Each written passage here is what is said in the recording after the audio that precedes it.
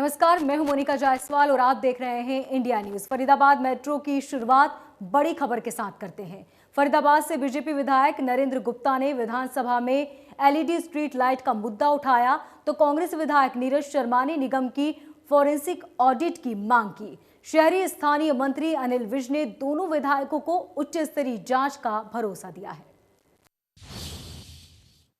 महोदय, मैं आपके मार्फत मंत्री से पूछना चाहता हूं कि खे में मंत्री जी ने जवाब दिया है कि सुपर एंटरप्राइजेज द्वारा 51,371 लाइटें खरीदी गई और गे में जो लिस्ट दी गई है उसमें एक लाइट भी मेरे विधानसभा क्षेत्र में नहीं लगी। तो मैं मंत्री से जानना चाहता हूं कि 51,371 लाइट फरीदाबाद में खरीदी गई और मेरे विधानसभा क्षेत्र में एक भी लाइट नहीं लगी।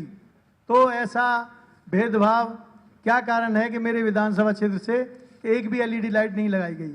और उसके बाद मंत्री जी ने जवाब दिया है ई में कि मुख्य अभियंता नगर निगम फरीदाबाद की अध्यक्षता में एक जांच समिति का गठन किया गया है, जिसमें मैंने पूछा था कि भाई इसमें, तो मेरा कहना है कि वो जांच जो चल रही है वो कब तक पूरी हो जाएगी, कितने समय में, क्योंकि फरीदाबाद नगर निगम के बारे में पूरे न्यूज़पेपर्स के मार्फत बहुत ज़्यादा इधर उधर की बातें आती हैं कि हमारे अधिकारी हमारे ढंग से वहाँ काम नहीं करते और अपनी मर्जी से वो अपने नगर निगम को चलाते हैं। तो मैं मंत्री के महोदय से जानना चाहता हूँ, पहले तो वो 51,371 लाइट के बारे में बता दें कि वो 51,371 में मेरे विधानसभा क्षेत्र में क्यों नहीं आई और वो कहाँ पे स्टॉक में कितनी लाइटें अभी रखी हैं। अध्यक्ष महोदय, ये बहुत गंभीर मामला है कि 51,000 लाइटें लगें और हमारे माननीय विधायक के क्षेत्र में नहीं लगी हैं। मैं इसकी जांच कराऊंगा और जो सारे मामले की भी इन्होंने कही है, जो जांच हो रही है और वो वहाँ के चीफ इंजीनियर द्वारा की जा रही है। सर ये जो इन्होंने पॉइंट आउट किया है, हमने सारा पैरा वाइज इसकी डिटेल दी है, तो मैं इसकी उच्च स्तरीय जाँच रिकमेंड करता हूं कि उच्च अधिकारियों से इसकी जांच कराई जाए और इमीडिएटली रिपोर्ट मेरे को सबमिट की जाए। मैं मंत्री जी से सहमत हूं और मुझे विश्वास भी है कि मंत्री जी जो कहते हैं वो करते हैं। तो मंत्री जी से मैं यही उम्मीद करता हूं कि इसमें अपने किसी पीए को लगा दें और वो इसकी रिपोर्ट्स या इसके बारे में बार बार जानकारी लेते रहें। धन्यवाद जी।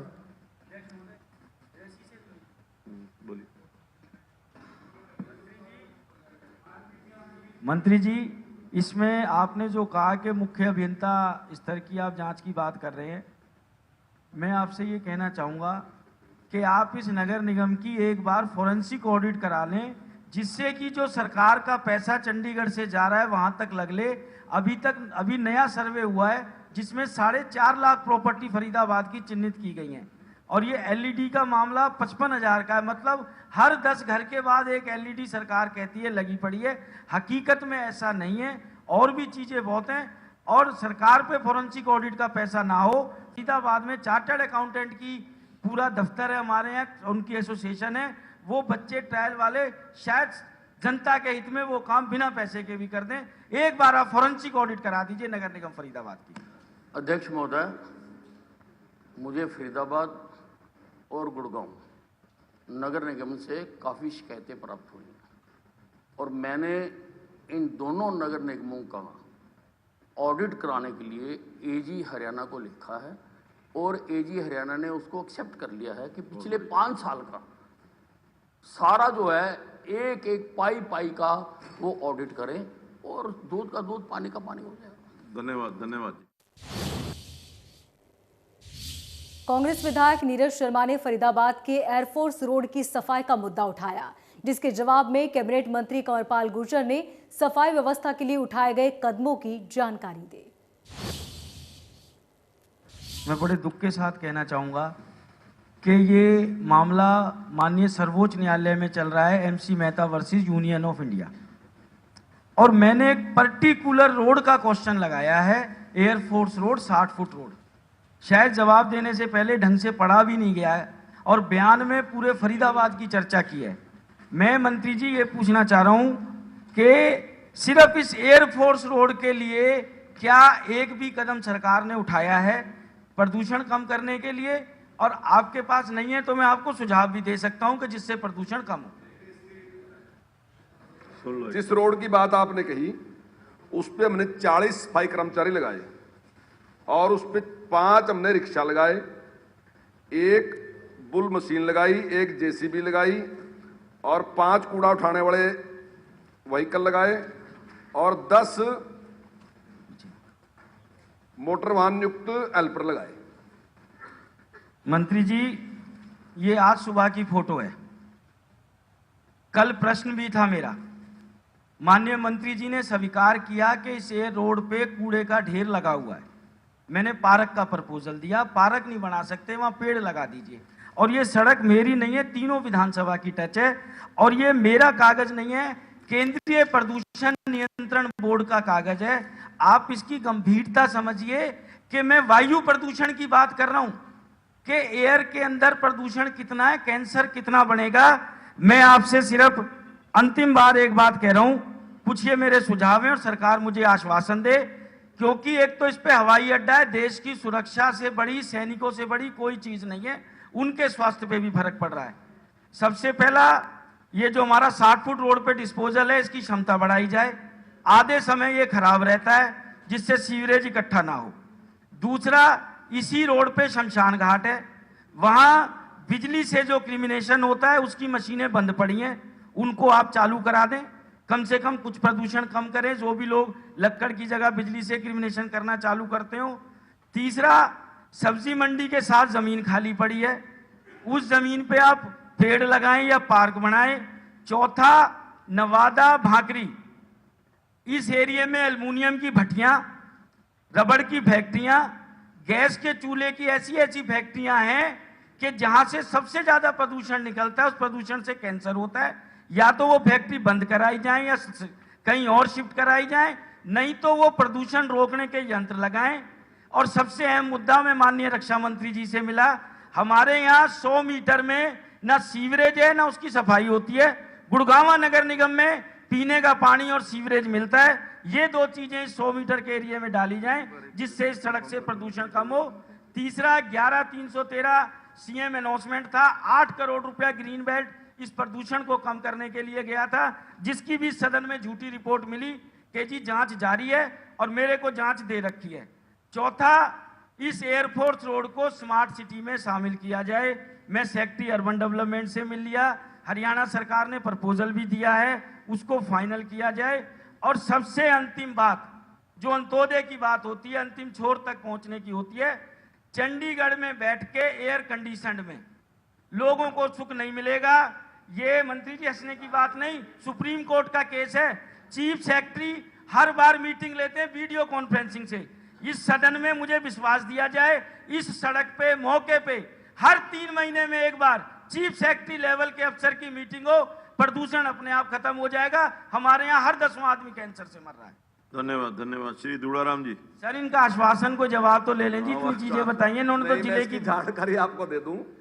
जिला प्रशासन और सभी संबंधित हितधारकों के परामर्श से एक व्यापक कार्य योजना तैयार की गई है। नगर निगम फरीदाबाद के द्वारा नियमित रूप से कूड़ा करकट ठोस अपशिष्ट की सफाई की जा रही है और GRAP के तहत जारी किए निर्देशों को राष्ट्रीय राजधानी क्षेत्र में लागू किया गया है।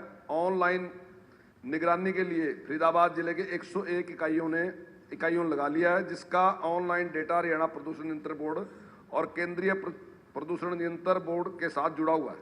वायु गुणवत्ता की निगरानी हरियाणा राज्य प्रदूषण नियंत्रण बोर्ड द्वारा स्थापित 5 निरंतर परिवेश वायु गुणवत्ता निगरानी स्टेशनों CAAQMS के माध्यम से की जा रही है। राष्ट्रीय राजधानी क्षेत्र के जिलों में 10 वर्ष से पुराने डीजल वाहनों के पंजीकरण पर रोक लगा दी और ईंट भट्ठा ने जिगजाग प्रौद्योगिकी परिवर्तन नहीं किया, उन्हें चलाने की अनुमति नहीं दी जा रही। निर्माण और विध्वंस गतिविधियों से धूल के उत्सर्जन, अन्य कचरे को जलाने से रोकने के लिए कदम उठाए गए हैं। और जो भी सुझाव अभी माननीय सदस्य ने दिए वो आगे लिखित में मुझे दे देंगे, तो मैं अभी उन पे भी, उस पे भी विचार करेंगे। और पेड़ लगाने वाली बात कही है, तो पेड़ लगाने वाली तो मेरी जिम्मे है, ये तो मैं आपसे आप दो, मैं पेड़ तो मंत्री जी बस आखिरी बात कह रहा हूँ, सबके प्रश्न आने हैं। मैं फिर कह रहा हूँ, मेरा रोड का प्रश्न था, आप जिले का जवाब दे रहे हो, मैं पूरे जिले की बात नहीं कर रहा। आप सिर्फ इतना आश्वासन दे दो, हर 3 महीने में चीफ सेक्रेटरी लेवल का अफसर वहां मौके पे जाएगा, जनता को सुख मिल जाएगा। फिर ये छोटी सी डिमांड मांग रहा हूँ। मीटिंगें हो रही है, चीफ सेक्रेटरी खुद करते हैं, मैं तो चीफ सेक्रेटरी लेवल का अफसर मांग रहा हूँ। उसका निराकरण होना चाहिए, चाहे कोई भी ऑफिसर जाए उसमें को। हाँ, पॉल्यूशन का कोई भी अधिकारी उसको जाके चेक करेगा, अगर वहां इस प्रकार की गड़बड़ है तो उसको और सख्ताई के साथ उसमें कार्रवाई करें। हर 3 महीने में जाएंगे। ओ भाई 933 जी।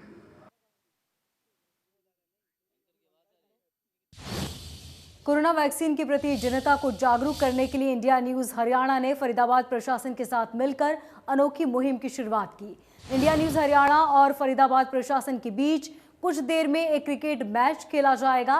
वैक्सीनेशन जागरूकता अभियान के तहत ये मुकाबला हो रहा है।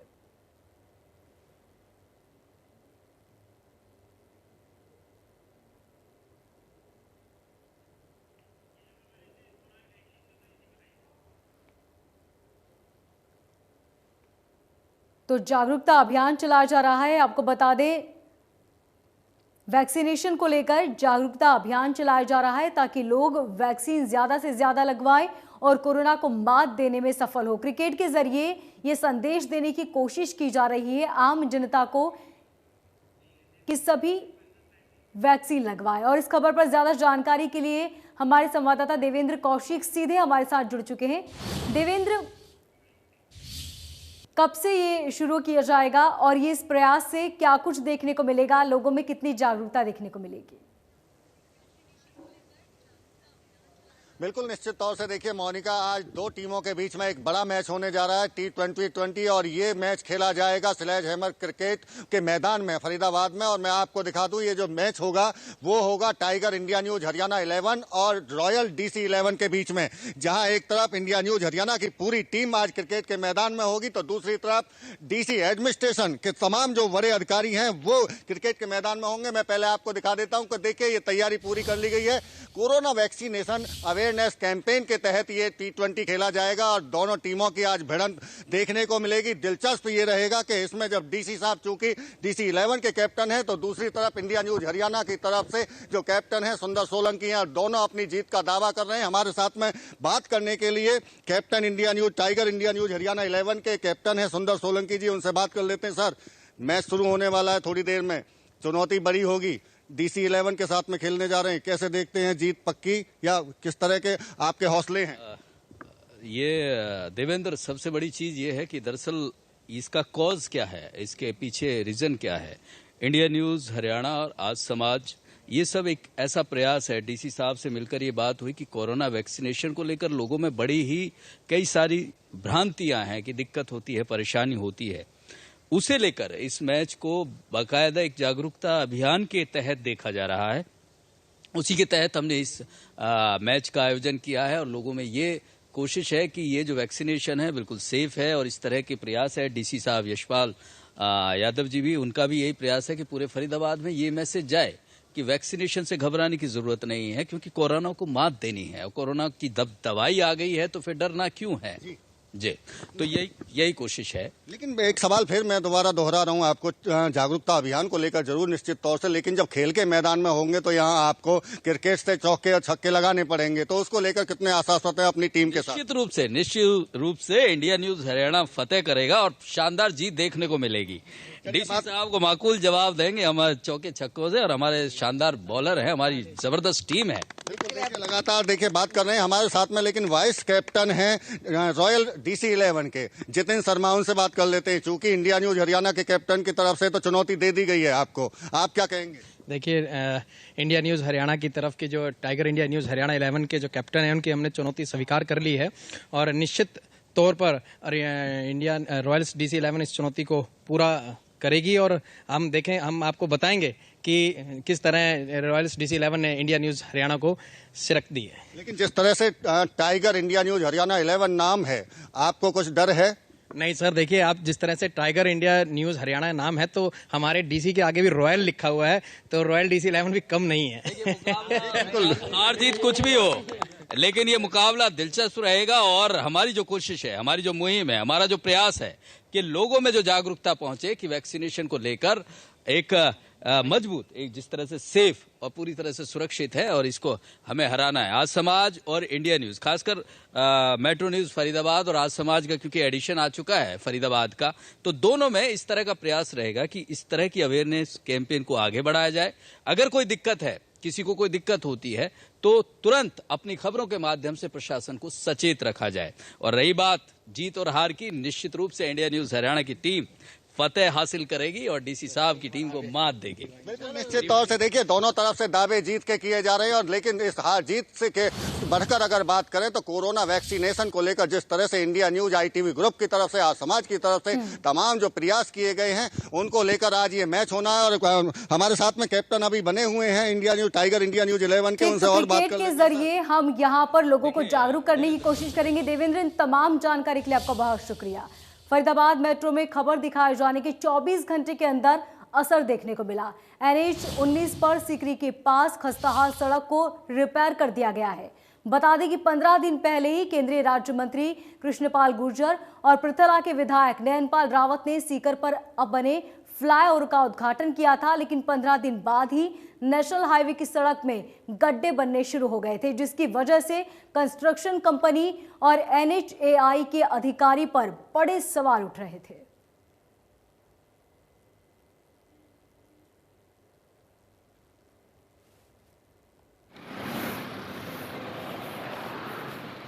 आपको बता दें 15 दिन पहले ही सड़क का उद्घाटन हुआ था और 15 दिन बाद की तस्वीरें चौंकाने वाली थी। 15 दिन बाद ही यहां पर सड़क पर गड्ढे पड़ने शुरू हो गए थे।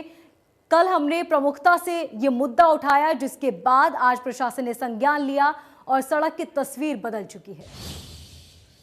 फरीदाबाद मेट्रो की खबर का फिर से असर देखने को मिला। पिता की तरफ से बनाए गए मंदिर का ताला बेटे ने खोल दिया है। बता दें कि सेक्टर 11 में श्री गंगेश्वर महादेव का मंदिर 28 साल पहले फकीर चंद कपूर नाम के एक व्यक्ति ने बनवाया था, लेकिन 2 दिन पहले उस मंदिर पर बेटे ने ताला जड़ दिया था। सेक्टर 11 के लोगों और पुजारियों ने पुलिस को शिकायत की, लेकिन मंदिर का ताला खुलवा न सके।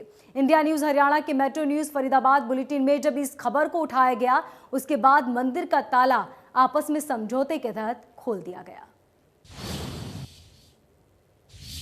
ये थोड़ा सा पंडित जी के बीच में और जो मंदिर के ओनर हैं उनके बीच में थोड़ा सा डिस्प्यूट हो गया था और कुछ मनमुटाव था किसी चीज़ों को लेके, और किन्हीं चीज़ों के लेके था, तो वो सारा रिजॉल्व हो गया कल बैठ के। पूरी सोसाइटी के काफ़ी लोग थे, RW के लोग थे और पुलिस चौकी के इंचार्ज थे, उन सब के बीच में समझौता हो गया और मंदिर खोल दिया कल। अब कोई ऐसा वो नहीं है, उन्होंने 6 महीने का टाइम मांगा था पंडित जी ने और 6 महीने का उनको टाइम दे दिया और अब सोल्व हो गया सारा। सराय ख्वाजा के सरकारी स्कूल में एक संगीन मामला सामने आया, जहां स्कूल में 11वीं के छात्र की मौत हो गई। जानकारी के मुताबिक स्कूल की दूसरी मंजिल से दीपेश नाम के छात्र ने छलांग लगा दी, जिसके बाद उसे आनन फानन में अस्पताल में भर्ती कराया, लेकिन डॉक्टरों ने उसे मृत घोषित कर दिया। स्कूल की प्रधान आचार्य नीलम कौशिक का कहना है कि छात्र वक्त से पहले ही स्कूल पहुंच गया था और अचानक उसने स्कूल की छत से छलांग लगा दी, जिससे उसकी मौत हो गई। उन्होंने बताया कि स्कूल के सभी कमरे बंद थे और दूसरी मंजिल से दीपेश ने छलांग लगाई। बता दें कि हादसे का कारण अब साफ नहीं हो पाया है। इस मामले में आत्महत्या की आशंका जताई जा रही है।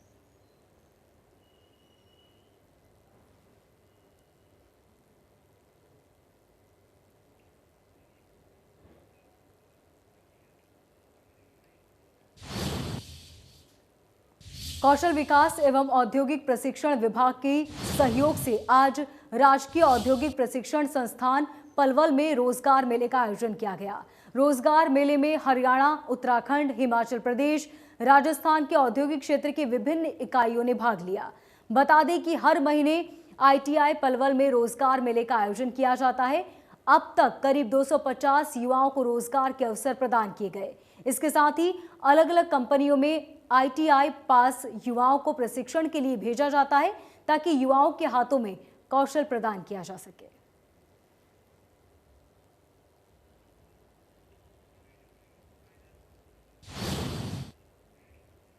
इस बुलेटिन में फिलहाल इतना ही। लगातार खबरों को जानने के लिए देखते रहिए इंडिया न्यूज़।